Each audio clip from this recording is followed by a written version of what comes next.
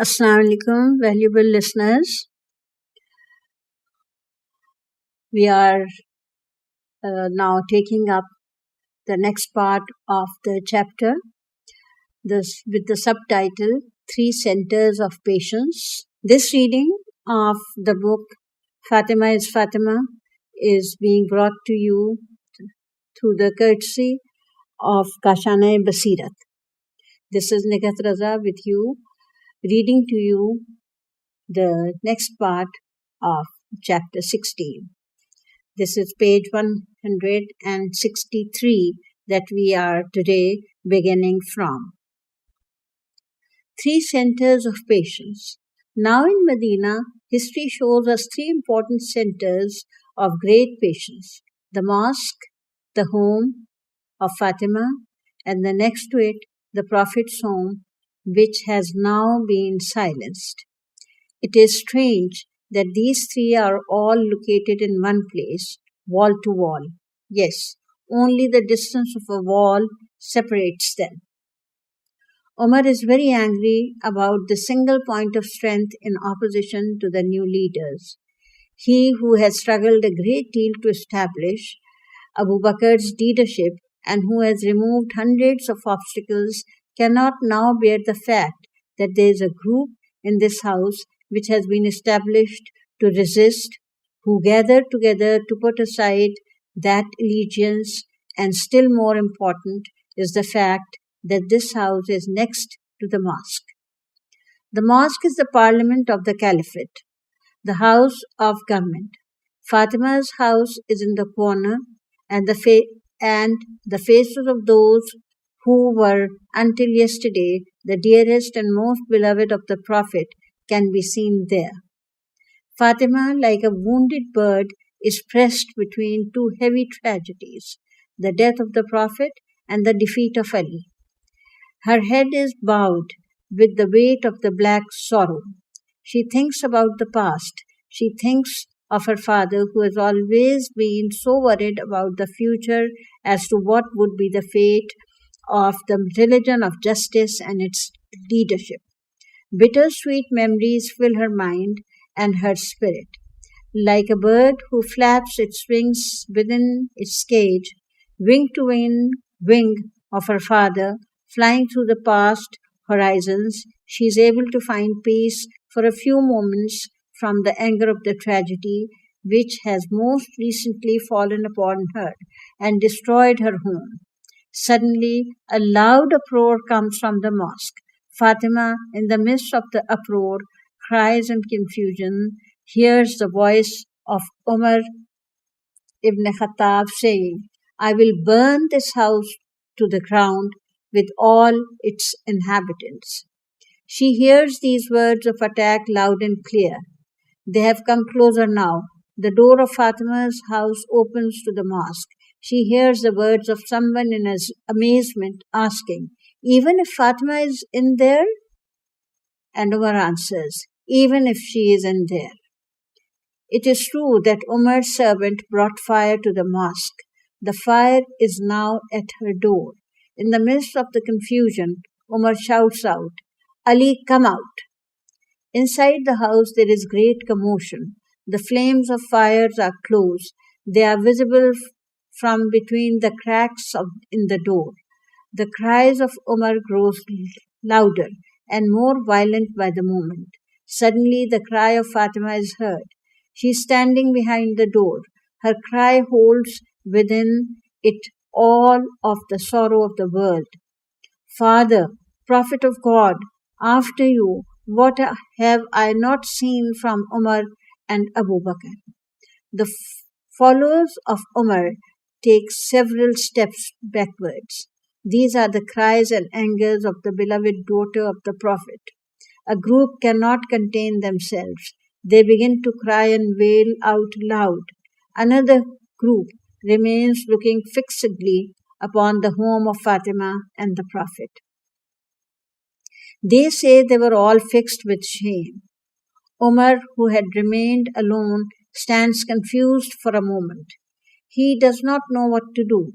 Then he returns to Abu Bakr. Everyone gathers around Abu Bakr. They related the story of Fatima to him. Some of them tell it as if they are speaking of a tragedy. Abu Bakr returns to Fatima's house, followed by followed by Umar and others. But this time they go softly and quietly. One says, Abu Bakr cuts with cotton. That is, his policy is softness. Whereas Umar cuts with the sword. His policy is rough. Fatima is used to difficulties. She has grown in the cradle of resistance and struggle. She now finds herself facing the most difficult of her tragedies when she senses herself to have the least strength. She stands alone behind the door of his home like its guard, gathering together all of her strength before she falls to let her knees under the pressure and the weight weighing down upon her. She is trying to protect Ali, who is now all alone. They ask permission to enter. She does not give permission. Ali, whose patience is hard to conceive of, comes out. He asks Fatima to give them permission to enter. She does not resist Ali, but she remains silent. A silence which is overflowing with anger. Ali asks them to enter. They do so. They greet Fatima. Fatima, in anger, turns away from them and does not answer. She creates a distance between herself and them. Because of her anger, she places herself beyond a wall. Abu Bakr senses that Fatima's anger and disgust is beyond limit.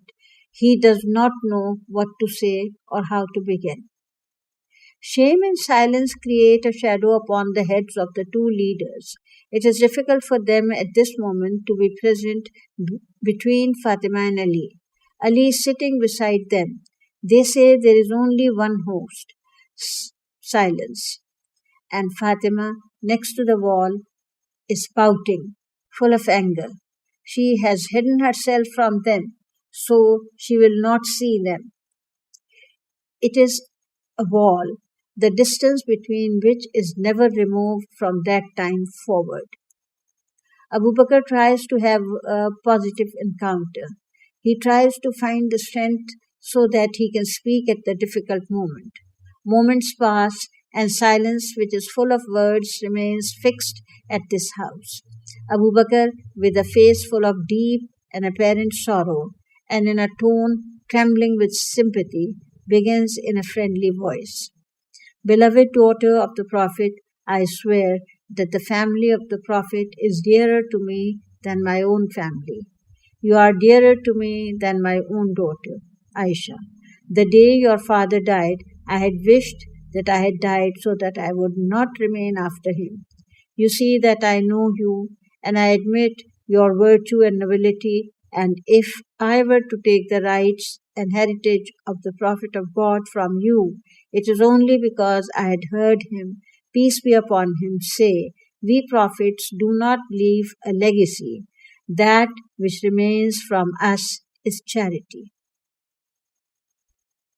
Abu Bakr grows quiet. Umar is also silent. They wait to see the effects of these soft and praiseworthy words upon Fatima's spirit. Fatima, without hesitation for a moment, in answer, begins with a quiet introduction full of reason, without any anger or cries. If I were to quote the words of the Prophet of God to both of you, would you admit them to be his words and follow them? They both answer in one voice, yes. She says, I hold you both to your oath to God. Did either of you not hear the Prophet say, Fatima's contentment is my contentment, and Fatima's anger is my anger. That which my daughter Fatima likes, I like. That which contents Fatima contents me.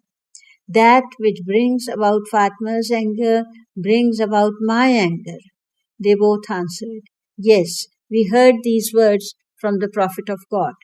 She immediately continues, Then I have authority from God and the angels to tell you that you both brought me to anger and you have not given me contentment.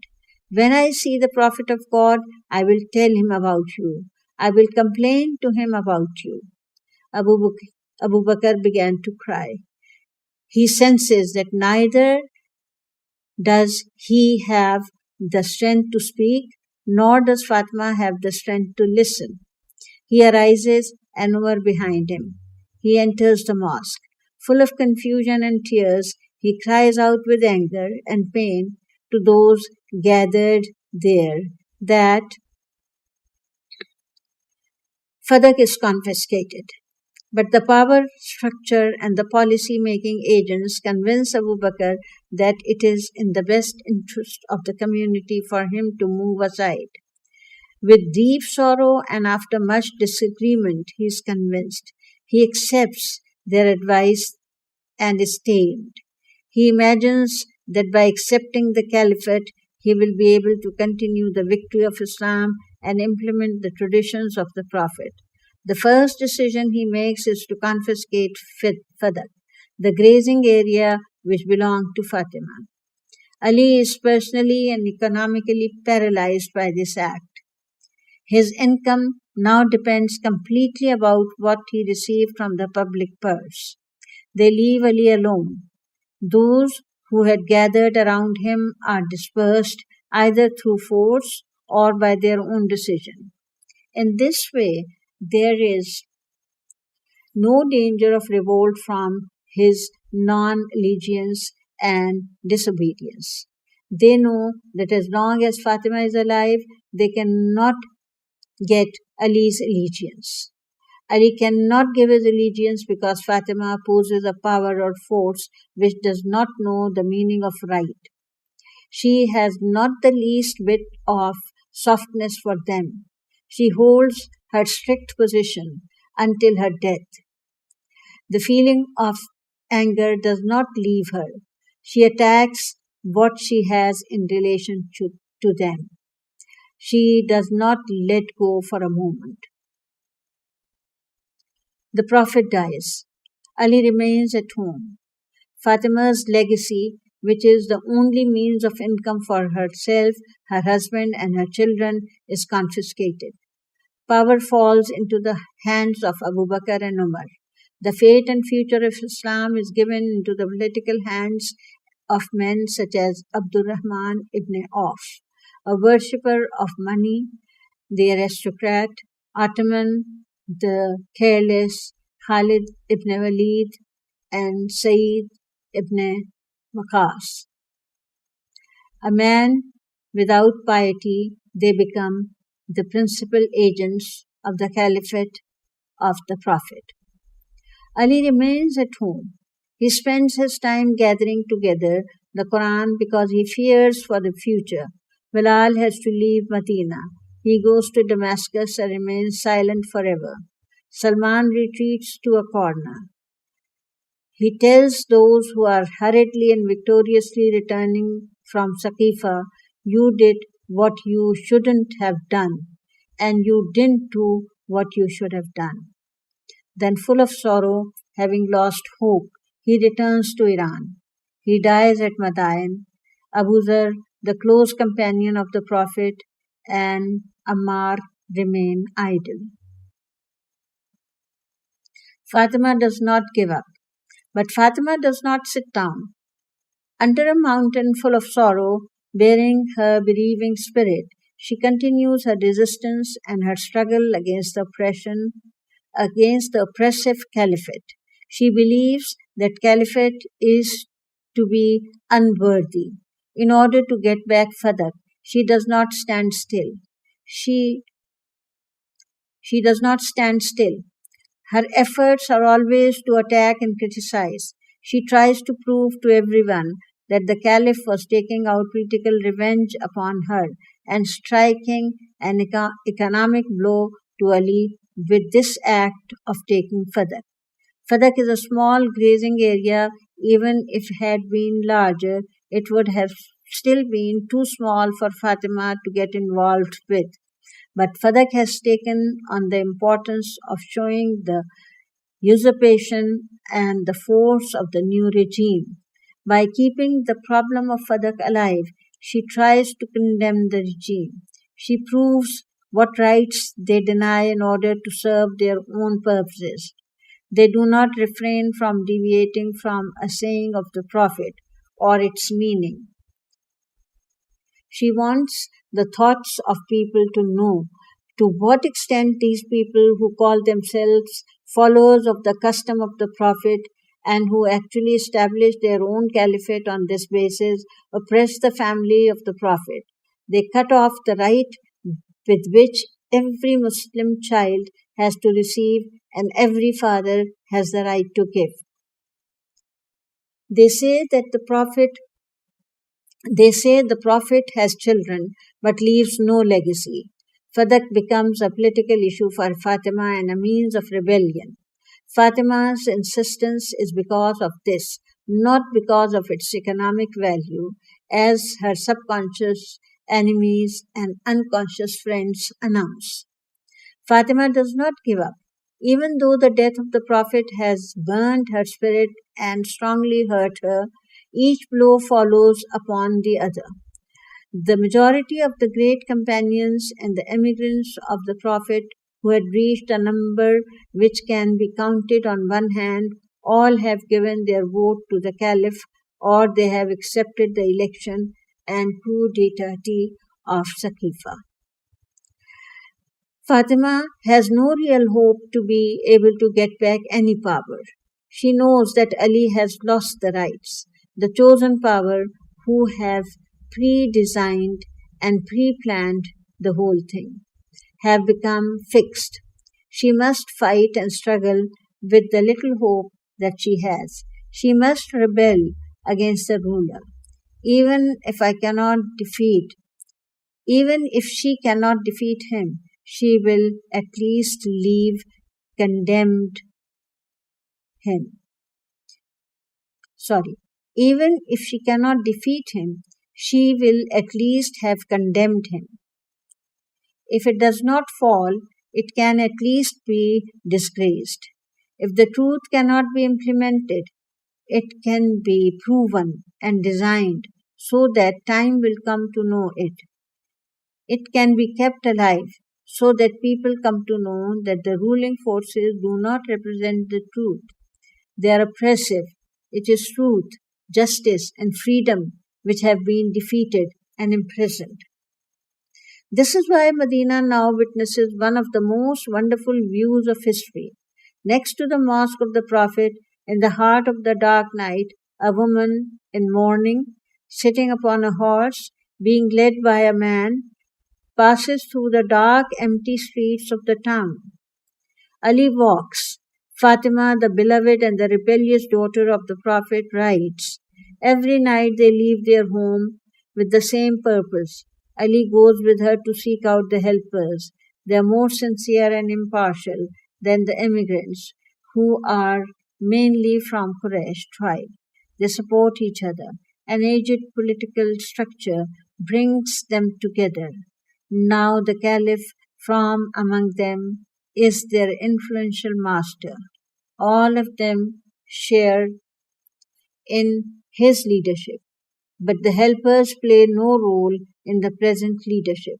Their candidate has been Saad bin Ubaidah, who left Medina and was assassinated on his way to Damascus. They give in, although they disagree with Abu Bakr's reasoning. Abu Bakr had been an immigrant, a relative of God's prophet and the elder of the Quraysh. They surrendered when he said that Prophet wished for the Caliph to be from his Quraysh family, from among the relatives of the family of the Prophet. Out of respect for the saying of the Prophet and his family, they submitted and overlooked their differences. They gave leadership to Abu Bakr, who was from the Prophet's tribe and the father-in-law of the Prophet. He had shown himself to be among the loyal followers and the family of the Prophet. He received the majority vote. These are the people, these are the present people of Medina. Now Fatima goes to them personally. Every night she accompanies Ali to their sessions. She speaks with them. She speaks of each and every one of the desire of the Prophet. She accounts one by one for Ali's worthiness, virtues, and superiorities. Through her influential spirit, with her great human personality, her political awareness, with the accurate knowledge she has of Islam, its spirit and goals, and finally with the power of logic and reasoning, she proves the rightfulness of Ali and the wrongfulness of the election. She shows the deception. She counts the results and makes them apparent. She shows how they will suffer from this superficial and hurriedly determined decision of political negligence. She frightens them with the dark and unstable future which awaits Islam with their leadership of their community. Not even one historian has mentioned this history. No one has retold the fact that no one opposes the logic of Fatima to argue with her interpretation and reception of the event. They stand by her. All give her the right. All admit their great error. All accept the virtues of Ali and the superiority of his leadership.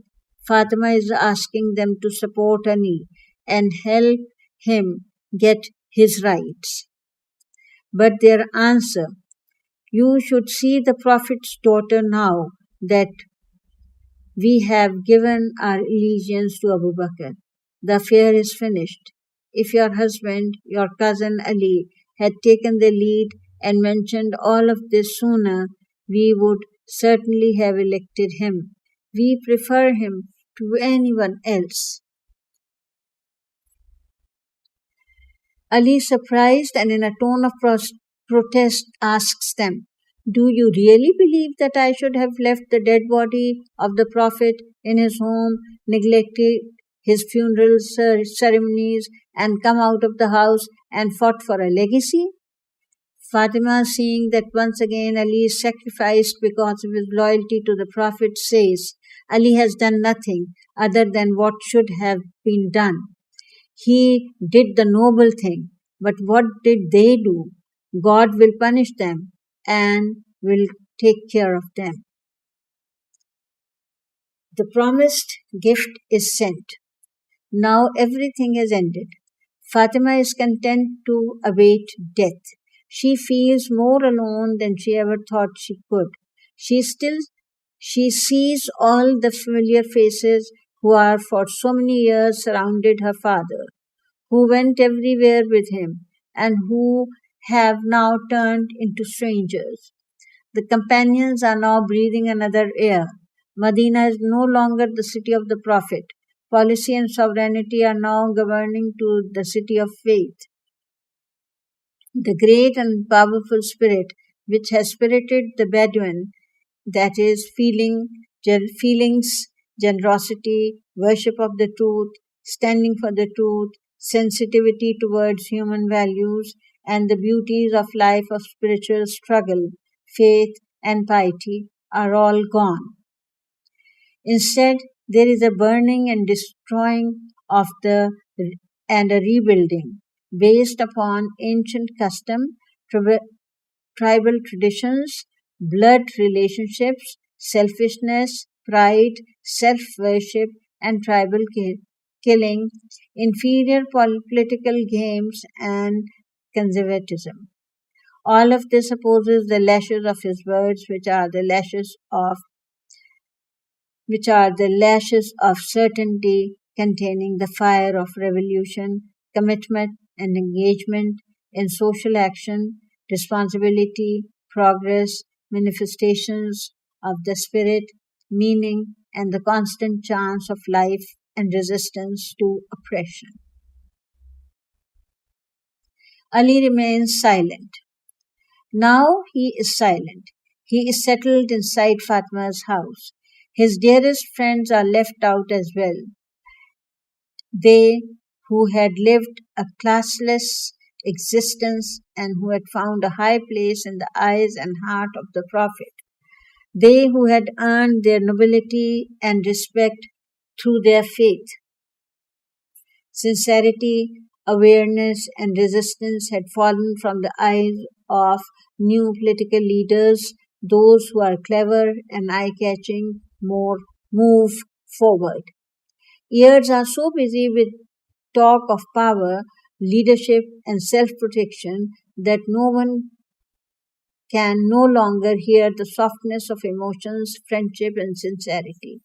The personality of Abu Bakr, harshness of Umar, and the sword of Khalid, and the genius of Amr al-As suddenly build a high wall around Medina, and the people, frightened and or attracted by the companions, aware and or unaware, are taken into the middle of the wall.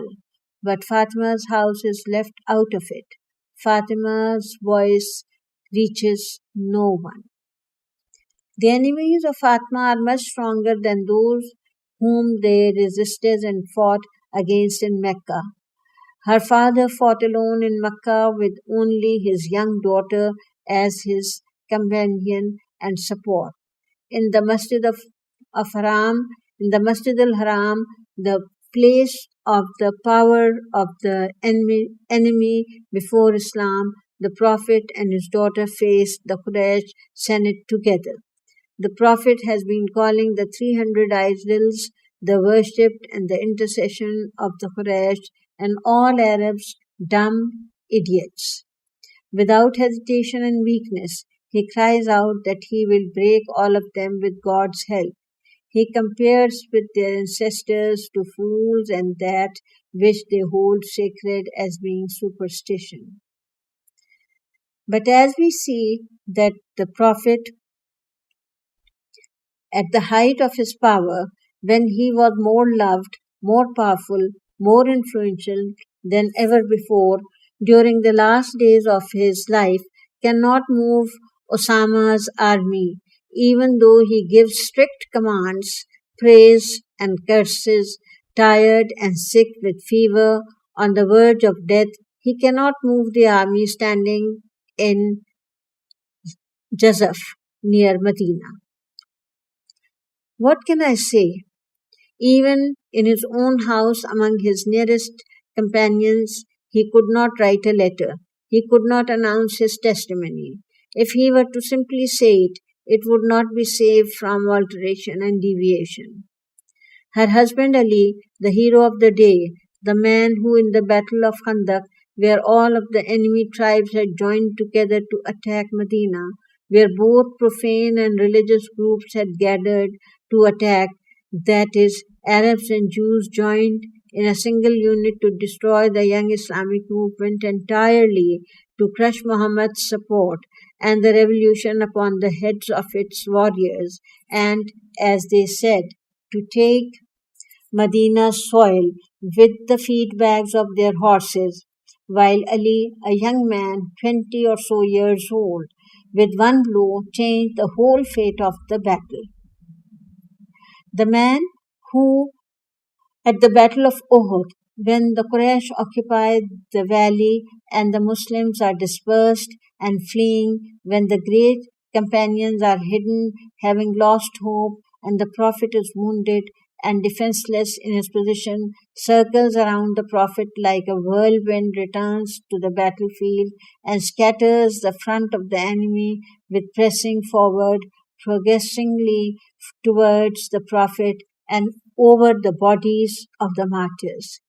He returns to Prophet to circle around him once again. As he goes back to the battlefield, closing the way to escape, shouting to the scattered forces to form a new front, he regroups the defeated, hopeless deserters and forms a resistance group which forces the Quraysh, full of joy at hearing the news of the death of the Prophet, seeing the mass of the martyrs and the defeat of the warriors and the drinking the blood of Hamza, the Prophet's uncle, to retreat from the battlefield. The men who guaranteed the victory of Khyber, the man who was upon the battlefield uses his sword like a sickle which moves through the wheat fields at harvest time, harvesting heads and blood, and amasses the family of the enemy and lays them in front of his horse, now sits in the corner of a house. Ladies and gentlemen, we are at the middle of page 172. We bring this reading to a close now, and we end this session to join you again very soon with the rest of the chapter, which begins with the subtitle, Where is His Sword? Goodbye for now. Fi Amanillah.